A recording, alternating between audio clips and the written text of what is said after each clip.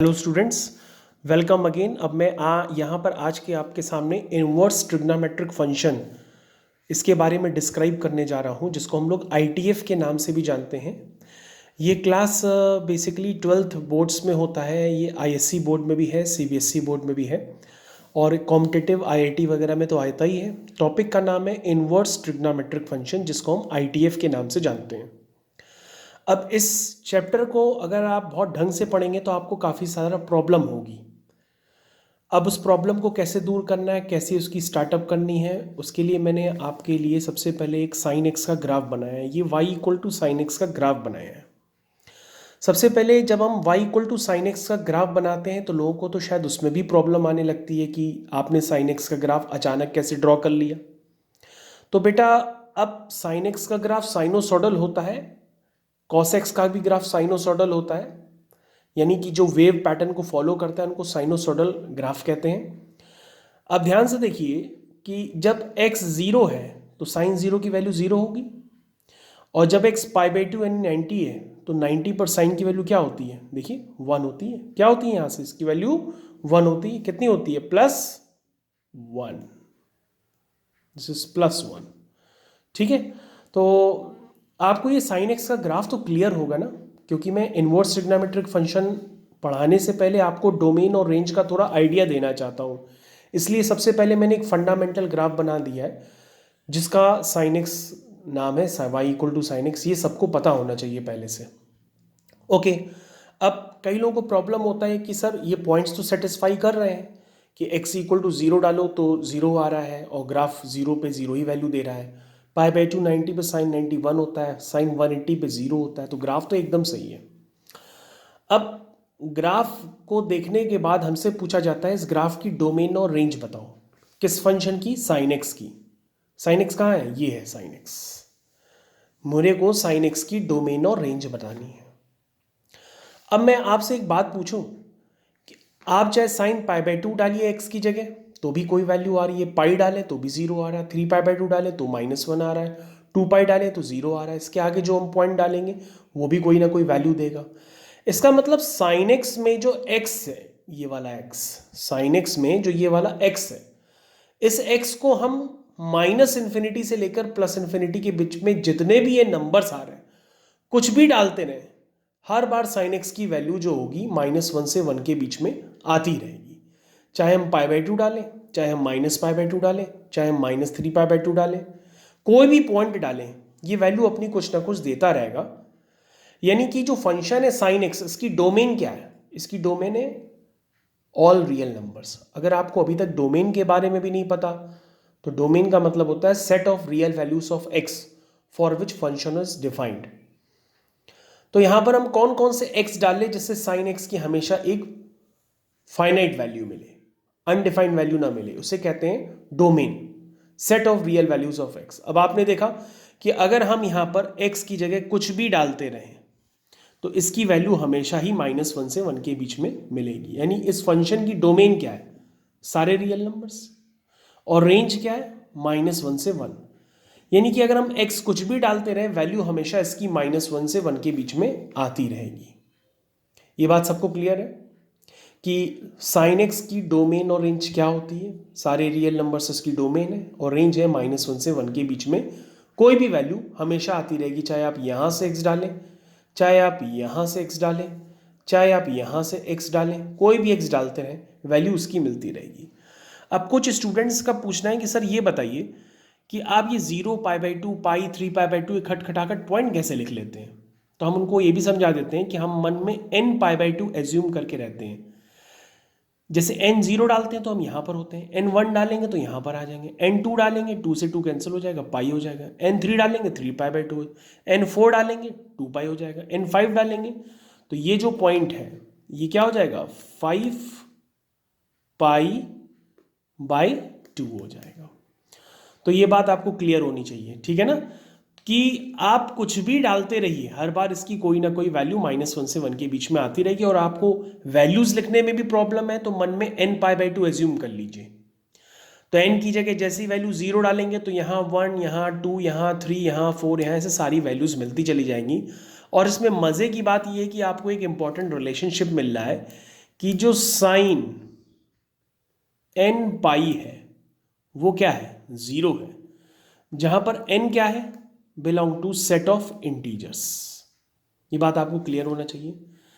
यानी हम n की जगह कोई भी इंटीजर डालें, 1 डालें तो साइन पाई 0, 2 डालें तो साइन 2 पाई 0, 3 डालें तो साइन 3 पाई 0, n की जगह कोई भी इंटीजर डालें तो ये वैल्यू हमेशा क्या आती रहेगी, 0 आती रहेगी। तो sine n pi is always 0। I think ये बात आपको हमेशा की तरह क्लियर हो गई है।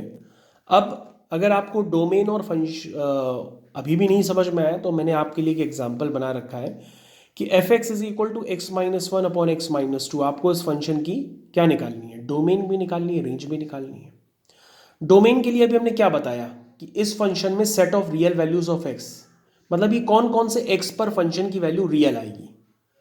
तो आप समझ गए हैं कि इस फंक्शन के डिनोमिनेटर का कभी 0 हो जाए, किसी भी फंक्शन का अगर डिनोमिनेटर 0 आ जाए तो उस फंक्शन की रियल वैल्यू नहीं आएगी। वो कैसी वैल्यू आएगी, अनडिफाइंड। फंक्शन अनडिफाइंड हो जाएगा अगर उसका डिनोमिनेटर क्या हो गया, 0 हो गया। और डिनोमिनेटर कौन से x पे 0 होगा, अगर हम यहां पर x इक्वल टू 2 डाल दें तो x इक्वल टू 2 डालते ही क्या बन जाएगा, ये 0 बन जाएगा। इसका मतलब ये बात आपको क्लियर है कि इस फंक्शन को कौन कौन डिफाइन करेगा, सारे x डिफाइन करेंगे एक्सेप्ट, कौन सा एक्सेप्ट, 2 को छोड़ करके। ऑल x एक्सेप्ट 2, सारे x छोड़ दो। मतलब आप हमारी बात यहां पे क्लियर कर चुके होंगे कि सारे x इस फंक्शन को सेटिस्फाई करेंगे एक्सेप्ट 2। यानी हम इसको लिखेंगे कैसे, इसको लिखने का तरीका होगा इसकी डोमेन कि ऑल x, ये देखिए मैंने आपके सामने सॉल्यूशन लगा रखा है कि इस फंक्शन की डोमेन होगी सारे रियल नंबर्स एक्सेप्ट 2, जिसको हम ऐसे भी लिख सकते हैं -∞ से 2 यूनियन 2 से इन्फिनिटी। तो ये क्या है, इस फंक्शन की डोमेन है। तो डोमेन तो सभी को भाई पहले से भी क्लियर होगी, अगर नहीं क्लियर है तो आप हमारे वीडियोस को पॉज करके बार बार समझिए कि ये फंक्शन 2 पर अनडिफाइंड हो जाएगा क्योंकि डिनोमिनेटर इसका 0 हो जाएगा। तो इसलिए मेरे को 2 छोड़ के सारे x पर ये फंक्शन अपनी रियल वैल्यूज देगा, इसलिए मैंने 2 को एक्सक्लूड कर दिया रियल नंबर्स में से। अगर किसी फंक्शन की रेंज निकालनी हो तो उसका भी मैंने तरीका बताया था आपको कि सबसे पहले y equal to f x लिख देते हैं, यानी x equal to f inverse y हो जाता है। अब हम क्या करते हैं, इसको क्रॉस मल्टीप्लाई करते हैं, क्रॉस मल्टीप्लाई करके थोड़ा बहुत सिंप्लीफाई करते हैं, x की value in terms of y निकाल लेते हैं। जब ये निकाल लेते हैं तो आपके पास ये वैल्यू आ जाती है। ठीक, तो यहां पर ये बात आपको क्लियर हो चुकी है कि यहां पर x की वैल्यू क्या है, 2y minus one upon y minus one. तो ये बात आपको यहां पर बात क्लियर हो चुकी है ना कि x की वैल्यू क्या है, 2y minus one upon y minus one. यानी कि अगर हमें इस फंक्शन को देखना हो कि ये कब कब डिफाइंड है तो यहाँ पे y की वैल्यू 1 छोड़ करके सारे y की वैल्यूज जो भी डालेंगे उस पर फंक्शन क्या होगा, ये डिफाइंड होगा। तो y 1 छोड़ दीजिए, बाकी सब कुछ डाल दीजिए, यानी इस फंक्शन की रेंज क्या होगी, सारे रियल नंबर्स एक्सेप्ट 1, जिसको आप इस तरीके से भी लिख सकते हैं। आई थिंक ये बात अब आपको क्लियर हो चुकी है कि रेंज किस तरह से निकालते हैं, रेंज निकालने की क्या एल्गोरिथम होती है। y is equal to f x लिख देते हैं, फिर x की value in terms of y निकाल लेते हैं, फिर y को डिफाइन कर लेते हैं और y क्या होता है, उस फंक्शन की रेंज होती है। आई थिंक ये बात आपको क्लियर हो चुकी है। अब हमारे सामने यहां पर कुछ और बातें निकल के आती हैं जिसको हम लोग डिस्क्राइब कर रहे हैं। साइन इनवर्स x, ये एक फंक्शन है, इसकी डोमेन यानी ये x क्या क्या हो सकता है। तो तुम लोग कहोगे x जो हो सकता है -1 से 1 के बीच में, अगर ये लाई करेगा तभी साइन इनवर्स x की वैल्यू डिफाइंड होगी और वैल्यू जो आएगी -π/2 से π/2 क्लोज इंटरवल। तो ये बात आपको क्लियर है। अगेन कॉस इनवर्स x, इसका x अगर -1 से 1 के बीच में होगा तभी कॉस इनवर्स x की वैल्यू 0 से π के बीच में आएगी। यानी कॉस इनवर्स x डिफाइंड ही तब है जब x क्या हो, यहां से लेकर यहां तक कोई भी नंबर हो, दोनों में ब्रैकेट इंक्लूड है, इसका मतलब -1 और 1 दोनों ही आ सकते हैं, और 0 से π के बीच में इसकी वैल्यू आती है जिसको उसकी प्रिंसिपल वैल्यू भी कहते हैं। सिमिलरली tan इनवर्स x, इसकी डोमेन होती है सारे रियल नंबर्स, रेंज होती है -π/2 से π/2। तो ये बात आपको क्लियर हो गई होगी। अगर ना क्लियर हुई हो तो मैं इसको ग्राफिकल रिप्रेजेंटेशन से भी आपको दिखा सकता हूं। जैसे आप देखिए y is equal to sine inverse x लिखा हुआ है। अब ध्यान से देखिए साइन इनवर्स x में कि ये आपका साइन इनवर्स x का ग्राफ जब x क्या है -1 से 1 हम कोई भी x डालेंगे तो वैल्यू उसकी क्या आएगी, π/2 और -1 माइनस π/2, यानी -π/2 से π/2 के बीच की वैल्यू ये दे रहा है। अच्छा, ये बात आपको पहले से भी पता होनी चाहिए क्या? मेरे हिसाब से तो पता होगी, क्योंकि इन्वर्स ट्रिग्नोमेट्रिक फंक्शन पढ़ने से पहले आपने फंक्शंस जरूर पढ़े होंगे और आपने पता है कि किसी भी फंक्शन का इन्वर्स तभी एग्जिस्ट करता है जब वो 1 हो और ऑन टू, मतलब बाइजेक्टिव फंक्शंस हो। तो ये सब बाइजेक्टिव फंक्शंस भी हैं, क्योंकि ये 1 भी है, ऑन टू भी है। आपको ये बात क्लियर होगी, तभी इन फंक्शंस का क्या एग्जिस्ट करता है, इन्वर्स। ठीक है ना? तो साइन इनवर्स एक्स का इनवर्स इसलिए एग्जिस्ट कर रहा है क्योंकि ये 1 और ऑन टू भी है, यानी बाइजेक्टिविटी भी है। उसी तरीके से आपके सामने ये कॉस इनवर्स एक्स का ग्राफ है, ये इसकी डोमेन और ये रेंज 0 से पाई। उसी तरीके से ये tan इनवर्स एक्स का भी ग्राफ है। अब ये हर x पर जो भी वैल्यू देगा वो -π/2 से π/2 के बीच में देगा, इसलिए सारे x पे कोई ना कोई वैल्यू देता है।